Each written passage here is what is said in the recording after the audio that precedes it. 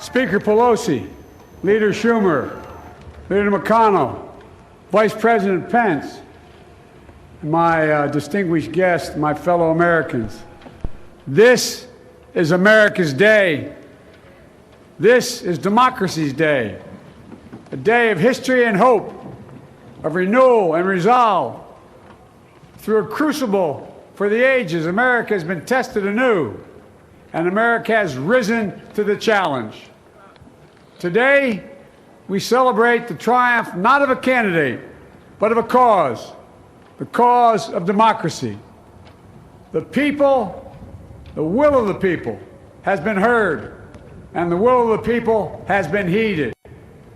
We've learned again that democracy is precious, democracy is fragile, and at this hour, my friends, democracy has prevailed.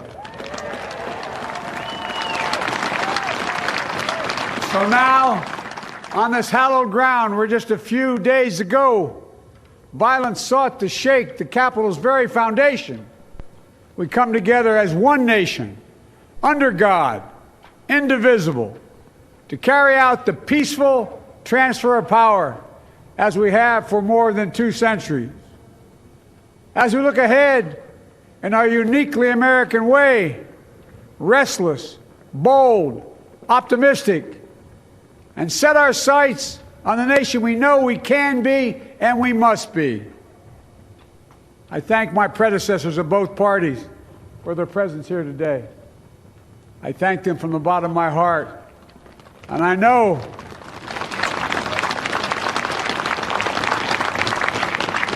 the resilience of our Constitution and the strength of our nation, as does President Carter, who I spoke with last night, who cannot be with us today, but whom we salute for his lifetime in service.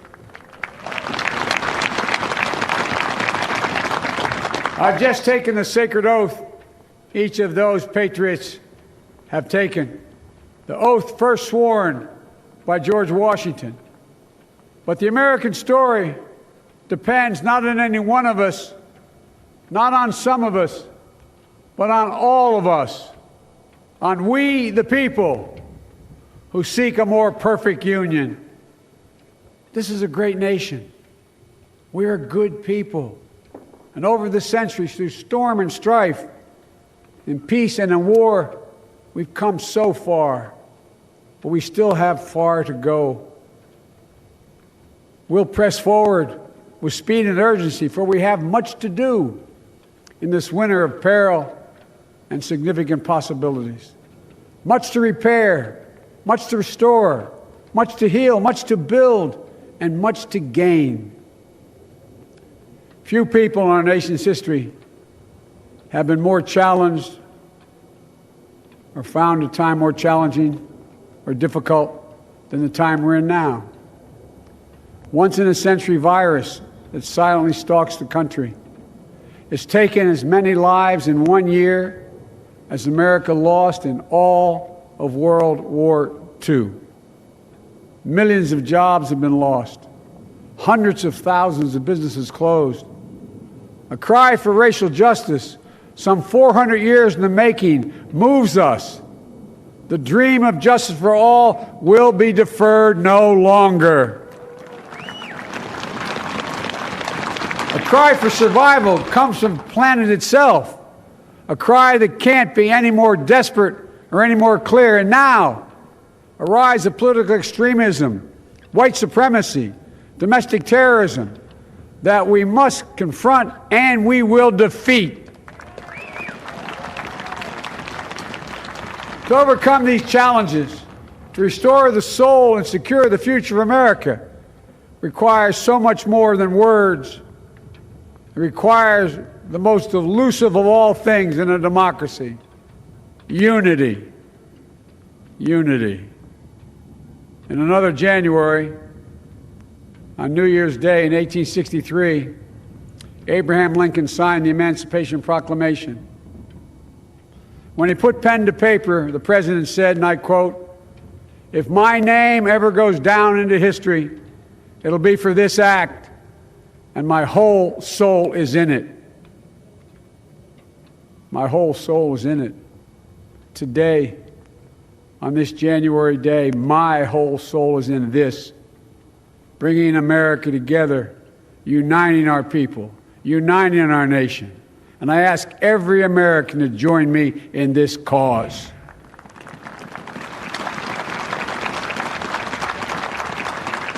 Uniting to fight the foes we face: anger, resentment and hatred, extremism, lawlessness, violence, disease, joblessness, and hopelessness.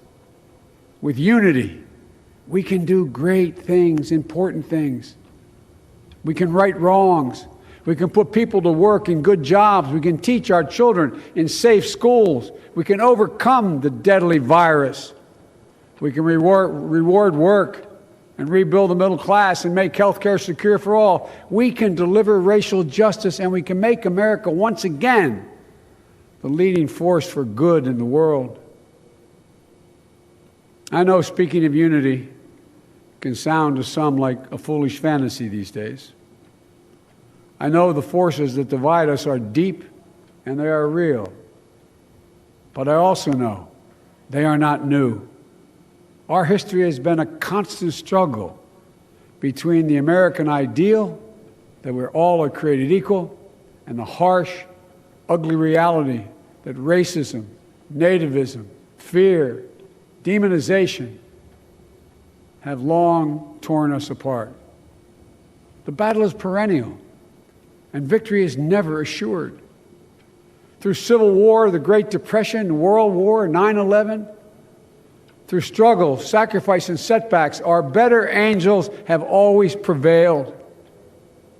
In each of these moments, enough of us have come together to carry all of us forward. And we can do that now. History, faith, and reason show the way of unity. We can see each other not as adversaries, but as neighbors. We can treat each other with dignity and respect. We can join forces, stop the shouting, and lower the temperature. For without unity, there is no peace, only bitterness and fury. No progress, only exhausting outrage. No nation, only a state of chaos. This is our historic moment of crisis and challenge, and unity is the path forward. And we must meet this moment as the United States of America. If we do that, I guarantee you we will not fail. We have never, ever, ever, ever failed in America when we've acted together. And so today, at this time, in this place, let's start afresh, all of us. Let's begin to listen to one another again, hear one another, see one another, show respect to one another. Politics doesn't have to be a raging fire, destroying everything in its path. Every disagreement doesn't have to be a cause for total war. And we must reject the culture in which facts themselves are manipulated and even manufactured.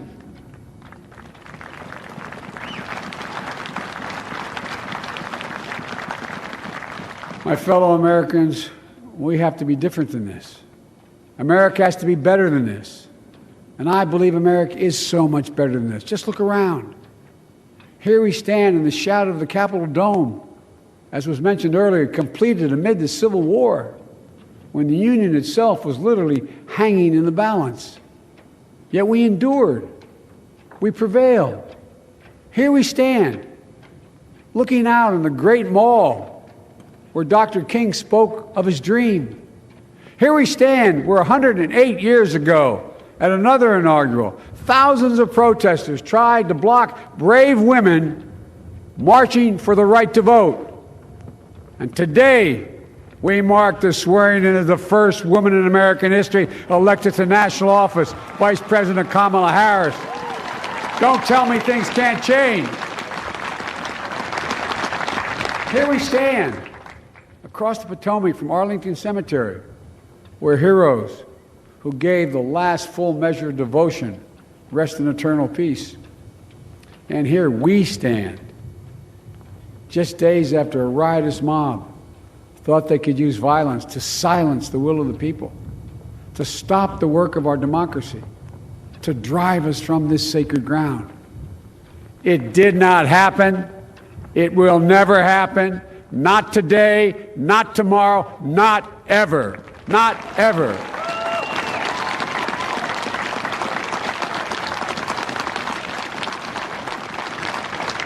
To all those who supported our campaign, I'm humbled by the faith you've placed in us. To all those who did not support us, let me say this. Hear me out as we move forward.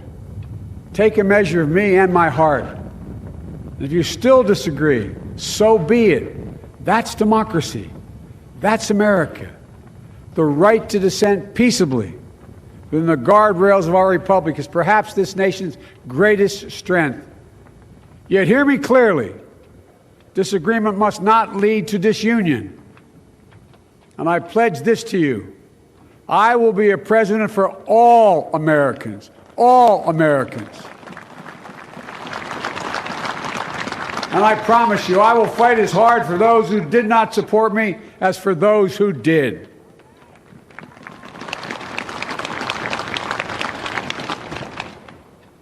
Many centuries ago, St. Augustine, a saint of my church, wrote that a people was a multitude defined by the common objects of their love. Defined by the common objects of their love. What are the common objects we as Americans love that define us as Americans? I think we know. Opportunity, security, liberty, dignity, respect, honor, and yes, the truth. Recent weeks and months have taught us a painful lesson. There is truth and there are lies. Lies told for power and for profit. And each of us has a duty and a responsibility as citizens, as Americans, and especially as leaders. Leaders who have pledged to honor our Constitution and protect our nation, to defend the truth and defeat the lies. Look, I understand that many of my fellow Americans view the future with fear and trepidation. I understand they worry about their jobs. I understand.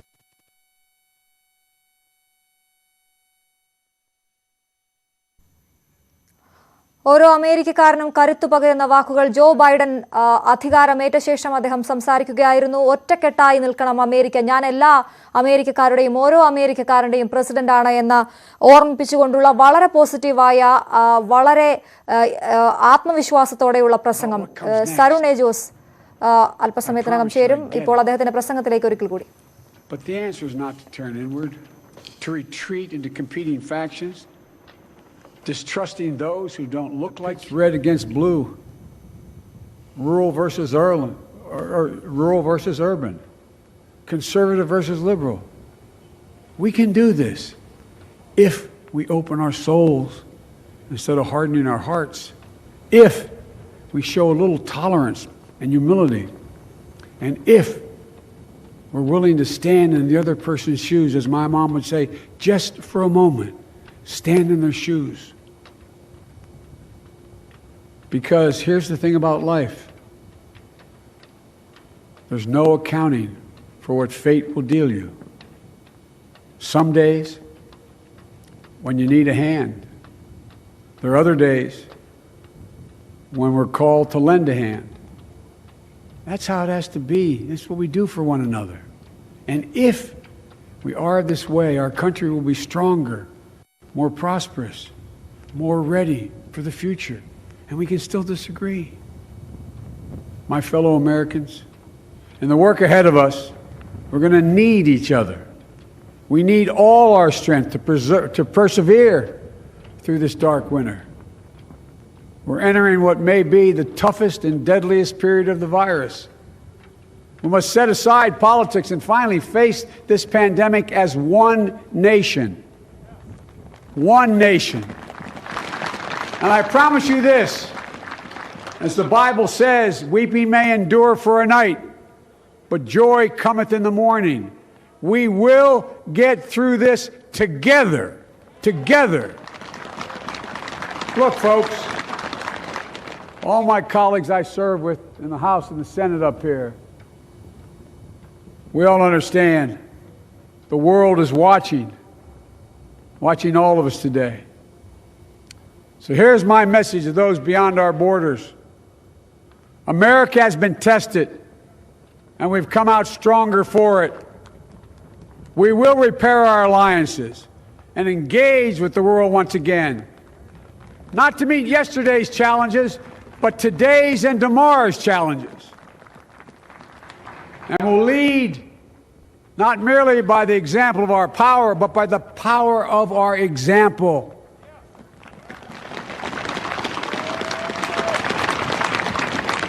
We'll be a strong and trusted partner for peace, progress, and security. Look, you all know we've been through so much in this nation. And in my first act as president, I'd like to ask you to join me in a moment of silent prayer.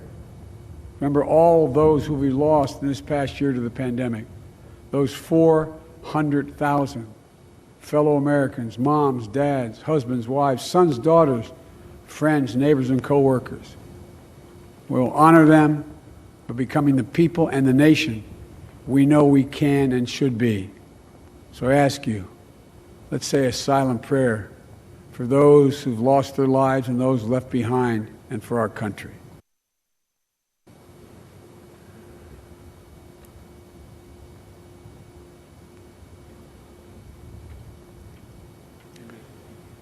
Amen. Folks, this is a time of testing. We face an attack on our democracy and on truth, a raging virus, growing inequity, the sting of systemic racism, a climate in crisis, America's role in the world. Any one of these would be enough to challenge us in profound ways. But the fact is, we face them all at once, presenting this nation with one of the gravest responsibilities we've had. Now we're going to be tested. Are we going to step up, all of us? It's time for boldness, for there's so much to do. And this is certain. I promise you, we will be judged, you and I, by how we resolve these cascading crises of our era. We will rise to the occasion is the question. Will we master this rare and difficult hour? Will we meet our obligations and pass along a new and better world to our children? I believe we must. I'm sure you do as well. I believe we will. And when we do, we'll write the next great chapter in the history of the United States of America, the American story. A story that might sound something like a song that means a lot to me. It's called American Anthem. There's one verse that stands out, at least for me, and it goes like this. The work and prayers of century have brought us to this day. What shall be our legacy? What will our children say? Let me know in my heart when my days are through, America, America, I gave my best to you. Let's us add our own work and prayers to the unfolding story of our great nation. If we do this, then when our days are through, our children and our children's children will say of us, they gave their best, they did their duty, they healed a broken land. My fellow Americans, I close the day where I began, with the sacred oath. Before God and all of you, I give you my word. I will always level with you. I will defend the Constitution. I'll defend our democracy. I'll defend America. And I will give all of you, keep everything I do in your service thinking not of power, but of possibilities, not of personal interest, but the public good. And together we shall write an American story of hope, not fear, of unity, not division, of light, not darkness, a story of decency and dignity, love and healing, greatness and goodness. May this be the story that guides us, the story that inspires us, and the story that tells ages yet to come that we answered the call of history. We met the moment. Democracy and hope, truth and justice did not die in our watch but thrived. That America secured liberty at home and stood once again as a beacon to the world. That is what we owe our forebears, one another, and generation to follow. So, with purpose and resolve, we turn to those tasks of our time, sustained by faith, driven by conviction, and devoted to one another and the country we love with all our hearts. May God bless America, and may God protect our troops. Thank you, America.